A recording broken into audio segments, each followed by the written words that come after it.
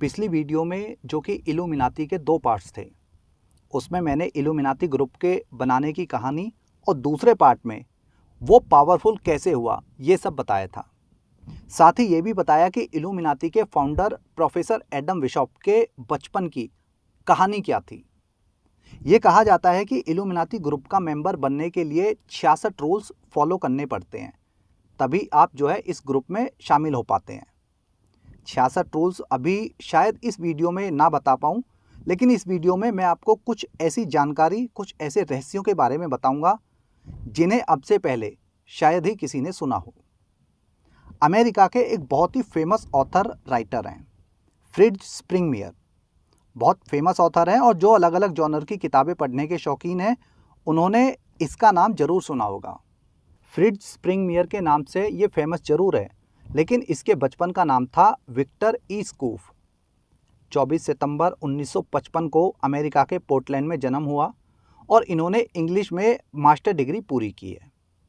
इन्हें बचपन से ही इल्यूमिनाती ग्रुप के बारे में जानने की बहुत ज़्यादा उत्सुकता थी, लेकिन जब पेरेंट्स ने जो है इनकी एजुकेशन की वजह से इनको इधर उधर मुंह नहीं मानने दिया, लेकिन अपनी स्टडी ख़त्म करने तक भी ये इल्यूमिनाती के बारे में अलग अलग किताबों से, अलग अलग सोर्सेज से बहुत ज़्यादा जानकारी ले चुके थे। लेकिन फ्रिट्ज उस जानकारी से किसी भी तरह से संतुष्ट नहीं थे। उन्हें हमेशा लगता था कि इस पूरी कहानी में जो इल्यूमिनाती के बारे में मतलब सोशल मीडिया पर या उस समय अखबारों में या मैगजीन्स में थी, उसमें ऐसा कुछ है जो अभी भी बाहर आना बाकी है। इसी उत्सुकता ने इन्हें इल्यूमिनाती ग्रुप पर रिसर्च करने को मजबूर कर दिया। स्टडी के बाद फ्रिट्ज ने जो है watch tower and the mason में जॉब की। ये एक कंपनी थी। मैं आपको एक ऐसी कहानी बताने जा रहा हूँ जिसे शायद ही 1-2 लोगों ने सुना हो या पढ़ा हो। ये इतनी डीप इन्फॉर्मेशन है कि इस पर आसानी से यकीन करना भी मुश्किल है, लेकिन मैं आपको आज सोर्स भी बताऊंगा कि मैं ये सब कहाँ से इकट्ठा करके आप तक पहुँचा रहा हूँ। मैं आपको वो कहानी नहीं सुनाऊंगा जो आप यूट्यूब पर सैकड़ों बार देख चुके हैं, सुन चुके हैं। यही वजह है कि जानकारी इकट्ठा करने में थोड़ा टाइम लगता है और इसी वजह से आप तक वीडियो भी जो है थोड़ी सी लेट हो जाती है। नमस्कार दोस्तों, उल्टी खोपड़ी 2.0 में एक बार फिर से आप सभी का स्वागत। शुरू करते हैं आगे की कहानी। फ्रिट्ज स्प्रिंगमियर अपनी कंपनी में जॉब कर रहा था और इसका काम था यहोवा और फ्री मिशनरीज के बीच में संबंधों पर काम करना। वहाँ पर काम करते हुए फ्रिट्ज को कुछ ऐसी बातें, कुछ ऐसी जानकारी पता चली कि इसने जो है कुछ महीने के बाद ही जॉब छोड़ दी और फुल टाइम जो है इल्यूमिनाटी पर रिसर्च करना शुरू कर दिया। उसका ये रिसर्च 1983 से साल 1997 तक, यानी लगभग 14 साल लंबा चला। इसने इन 14 सालों में इतनी जानकारी इकट्ठा कर ली कि साल 1998 में इसने अपनी पहली किताब इल्यूमिनाटी पर पब्लिश कर दी। किताब का नाम था blood lines of the illuminati. हालांकि फ्रिट्ज ने जो पहली किताब थी इसकी पूरी लाइफ की, वो 1996 में आई थी, लेकिन वो अलग सब्जेक्ट पर थी। 1998 में blood lines of the illuminati के आने के बाद फ्रिट्ज की चारों तरफ चर्चा होनी शुरू हो गई। ये किताब हाथों हाथ बिकने लगी। न सिर्फ अमेरिका में बल्कि यूरोपियन देशों में इस किताब की ज़बरदस्त डिमांड तो बनी थी, बल्कि इस किताब को पढ़ने के बाद हर कोई एक ही सवाल पूछ रहा था कि क्या जो कुछ भी बुक के अंदर लिखा हुआ है वो सच है। क्योंकि अगर ये सच है तो ये न सिर्फ यूरोपियन देशों के लिए बल्कि पूरी दुनिया के लिए बहुत ज़्यादा खतरे वाली बात है। आखिर क्या है उस किताब में जो पढ़ने वाला हर आदमी ये सवाल करता है। बुक रीडर्स में थोड़ी बेचैनी हो रही थी कि फ्रिट्ज ने ये जो नई बुक है, बुक रीडर्स में थोड़ी सी बेचैनी बढ़ी रही थी कि फ्रिट्ज ने जो है एक नई बुक भी पब्लिश कर दी। नई बुक का नाम था blood lines of the illuminati volume 1। ये दोनों बुक जो है 1998 में आई थी। इसके अगली साल फ्रिट्ज ने एक और किताब निकाली। उसका नाम था how the illuminati create an undetectable total mind control slaves. और जैसे ही ये तीनों बुक आई तो अमेरिकी सरकार के कान खड़े हो गए। ना सिर्फ अमेरिकी सरकार के बल्कि कई देशों में हड़कंप मच गया। अमेरिकी सरकार ने फ्रिट्ज को बात करने के लिए बुलाया और कड़े शब्दों में कहा कि अब इस विषय पर तुम और कोई भी किताब नहीं लिखोगे। लेकिन फ्रिट्ज के दिमाग में कुछ और ही चल रहा था। उसने साल 2000 में इसी सीरीज की एक और किताब पब्लिश की। नाम था blood lines of the illuminati volume 2। Volume 2 आते ही अमेरिकी सरकार एक्शन मोड में आ गई। लेकिन प्रॉब्लम ये थी कि अमेरिकी सरकार या दूसरे देशों की सरकारें फ्रिट्ज को जो है ऐसे ओपनली ना तो मार सकती थी और ना ही कुछ कह सकती थी, क्योंकि फ्रिट्ज की किताबों ने यूरोपियन देशों में एक अलग ही माहौल बना दिया था। लेकिन जनवरी 2002 को अमेरिकी सरकार ने फ्रिट्ज को अरेस्ट करके जेल में डाल दिया। आरोप लगाया गया कि फ्रिट्ज ने सरकारी हथियारों के बैंक में डकैती डाली है और सेना के करोड़ों रुपए के हथियार चुरा लिए। बाकायदा उसके घर से एक सरकारी सेमी ऑटोमेटिक राइफल भी बरामद दिखाई गई। 31 जनवरी 2002 से केस चला और 12 फरवरी 2003 को उसे 2 मामलों में सजा हुई। पहला मामला हथियार चुराने का मामला था और 51 महीने की उसमें सजा हुई, जो कि 4 साल 3 महीने की सजा होती है। दूसरा आरोप हथियारों को चुराने के लिए दूसरे लोगों को उकसाना और उनकी मदद करने का आरोप था। इसमें फ्रिट्ज को 5 साल की सजा हुई। फ्रिट्ज 9 साल 3 महीने की सजा काटकर बाहर आया तो फ्रिट्ज की सारी बुक्स पर बैन लगा दिया। 25 मार्च 2011 को फ्रिट्ज की सजा पूरी हुई। लेकिन साल 2014-15 के बाद इसकी किताबों से पाबंदी हटा ली गई और 2019 में फ्रिट्ज ने एक और किताब निकाली जिसका नाम था blood lines of the illuminati volume 3। हालांकि फ्रिट्ज ने जो है एक किताब 2010 में जेल के अंदर रहते हुए लिखी थी। किताब का नाम था deeper insights into the illuminati formula. इन किताबों की वजह से अमेरिकी गवर्नमेंट ने फ्रिट्ज की जो इमेज थी वो एक हथियार तस्कर की बना दी, ताकि कोई भी उसकी बातों पर या उसकी किताबों में जो बातें लिखी हुई थी उन पर आसानी से यकीन ना करे। फ्रिट्ज की उम्र आज की डेट में 67 वर्ष है। लेकिन सवाल ये भी है कि आखिर उन किताबों में ऐसा क्या लिखा है जिससे अमेरिका ही नहीं बल्कि दूसरे देशों की सरकारें भी बेचैनी महसूस कर रही थी। मैं आपको उन किताबों में जो लिखा है वो बहुत ज़्यादा शॉर्ट में बताऊंगा। अगर कोई भी इल्यूमिनाटी के बारे में अंदर तक जानकारी चाहता है, डिटेल में जानकारी चाहता है, तो मैंने बहुत सारी किताबों का लिंक जो इल्यूमिनाटी से रिलेटेड हैं वो डिस्क्रिप्शन में उनके लिंक दे रखे हैं। जो भी बुक लवर है वो आसानी से असली किताबों तक पहुंच सकता है, क्योंकि इनके ऊपर जो है इन्होंने बहुत सारी किताबें लिखी थी। जो असली जानकारी वाली किताबें हैं उनके लिंक डिस्क्रिप्शन में मिलेंगे। फ्रिट्ज ने किताबों में लिखा है कि ये पूरी दुनिया कैसे चलती है, कौन इसे रूल करता है, कौन है जो इस पावर को अपने तक ही सीमित रखता है। इल्यूमिनाटी एक था, प्रोफेसर एडम विशॉप, वो लूसीफर की पूजा करता था जो कि एक शैतान माना जाता है। लूसीफर का जिक्र बाइबिल में भी कई जगह पर हुआ है। हालांकि बाइबिल में लूसीफर को जो है कहीं भी डायरेक्ट रूप से शैतान नहीं कहा गया, लेकिन जब बाइबिल पढ़ते हैं, पूरी बाइबिल पढ़ते हैं, तो पढ़ने पर कई कॉन्टेक्स्ट ऐसे आते हैं जहां एक साथ जोड़ा जाता है कि ये पता चलता है कि लूसीफर जो है शैतान के अलावा कोई और नहीं है। यानी जो लूसीफर था वो शैतान ही था।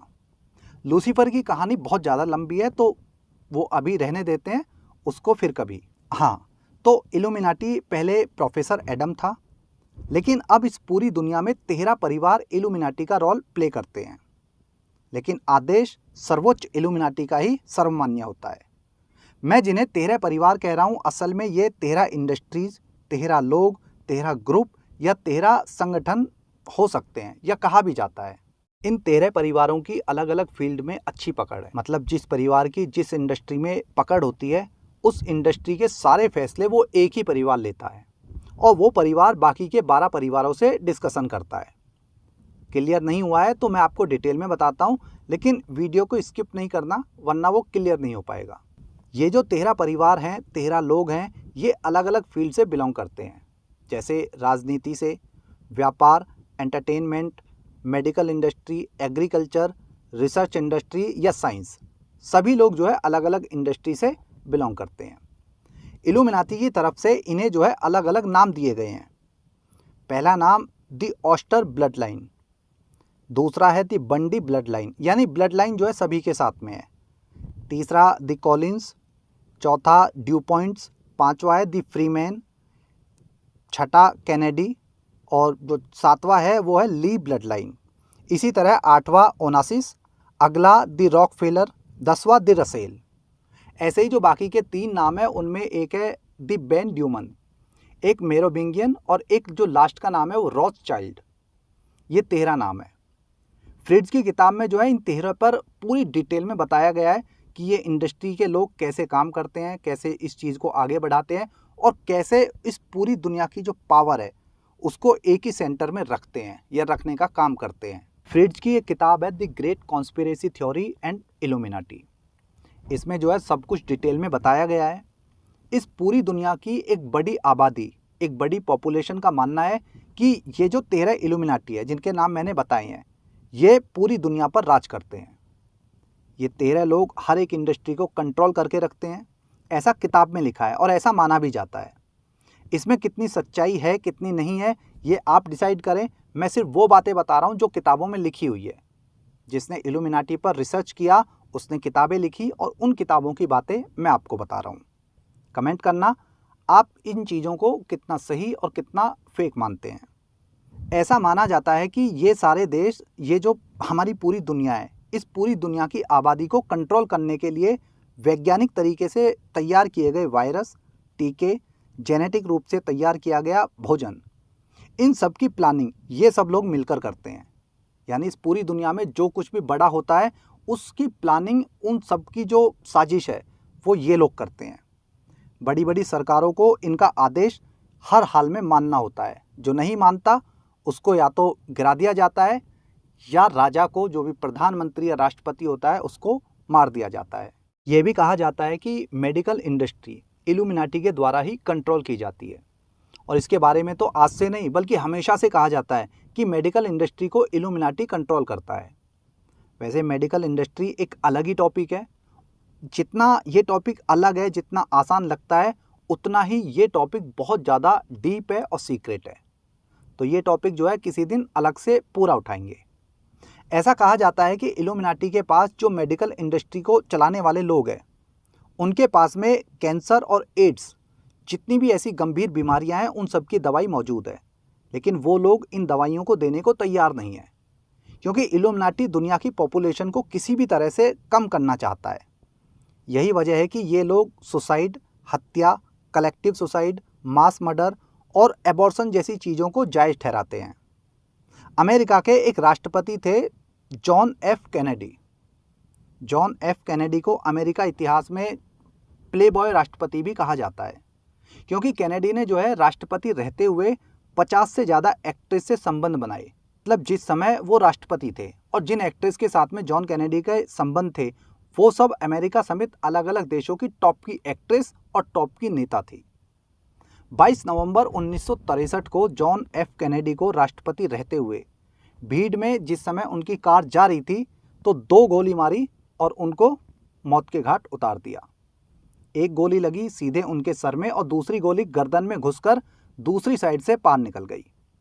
एक रूलिंग राष्ट्रपति की हत्या से अमेरिका ही नहीं बल्कि पूरी दुनिया में हाहाकार मच गया। हर कोई इस हत्या से हैरान था, लेकिन अमेरिका की FBI से लेकर बड़ी बड़ी एजेंसियां भी इस हत्या की असली वजह आज तक नहीं ढूंढ पाई। FBI जब भी किसी कातिल तक पहुंचती, ऐसा नहीं है कि कातिल तक नहीं पहुंचती थी, कातिल तक पहुंचती, लेकिन जैसे ही कातिल तक पहुंचती उस कातिल की 2 दिन बाद 4 दिन बाद हत्या हो जाती। आज 60 साल के बाद भी जॉन एफ कैनेडी की हत्या की गुत्थी उलझी हुई है। लेकिन इस हत्या में एक ओल्ड लेडी का हमेशा जिक्र आता है, जो हत्या वाली जगह उसी दिन वहीं पर मौजूद थी और उसके हाथ में कैमरे जैसे आकार की बंदूक थी, जिससे कहा जाता है कि राष्ट्रपति की जो हत्या हुई थी, जो गोली चलाई गई थी, वो उसी बंदूक से चलाई थी। उस बूढ़ी औरत को ढूंढा गया, काफ़ी ज़्यादा सर्च किया गया, लेकिन वो कहीं नहीं मिली। आज तक ये भी पता नहीं चल पाया कि वो बूढ़ी औरत अमेरिका की थी या किसी बाहर देश की। इस हत्या में कई देशों का नाम निकलकर सामने आया, जैसे क्यूबा और रसिया। दबी आवाज़ में ये भी कहा जाता है कि जॉन कैनेडी को इल्यूमिनाटी ने मरवाया था और इसके पीछे की वजह बताई जाती है कि इल्यूमिनाटी की ताकत और उसके वजूद को जॉन एफ कैनेडी ने चुनौती दी थी।